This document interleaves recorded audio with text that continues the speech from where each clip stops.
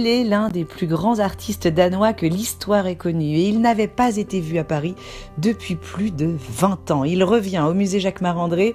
Il s'agit de Willem Hammershøi, éminent peintre scandinave de la fin du 19e siècle que l'on surnomme le peintre de la solitude.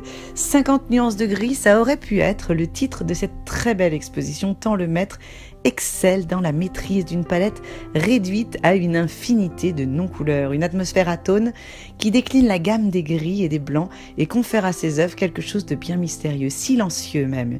Une cinquantaine d'œuvres figuratives et sans figure, lisses et captivantes par la fascination du peintre pour le vide. On ressent l'influence de Vermeer et les traces que ses peintures auront laissées sur les œuvres de Hooper, l'autre peintre du vide moderne. Des intérieurs dépouillés, subtils, d'où s'élance une architecture verticale comme autant de lignes de construction, une géométrie presque obsessionnelle créée à partir d'un volet, d'une porte, d'une chaise ou d'un sofa. Pierre Curie disait d'ailleurs d'Hammershøi qu'il procédait par soustraction, à la limite de l'abstraction. Et c'est vrai, regardez, des décorations effectivement bien nues dans ces intérieurs danois, d'une austérité sans égale, mais pourtant à chaque fois, une trace de vie apparaît, un rayon de lumière qui traverse une fenêtre ou une femme de dos ne dévoilant qu'une nuque ou un chignon.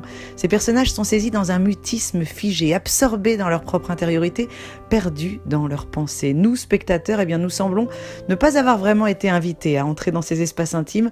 En tout cas, personne ne nous voit, nous sommes invisibles, ils sont absents. Hammershøi a très peu parlé de lui, et encore moins de ses œuvres. On disait de lui qu'il était d'humeur taciturne et peu sociable, et il évoluera effectivement toute sa vie dans un milieu intime restreint, aux côtés de sa famille proche et de ses rares amis. Ses modèles sont sa mère, sa sœur, son frère, ou Ida, son épouse. Même les paysages, regardez, sont dénudés, désertés par la vie humaine, des étendues à perte de vue. Ici, le temps semble suspendu. Aucun indice temporel n'est laissé à notre regard. Seule l'épure de la peinture compte, un bien bel éloge de la simplicité et du silence.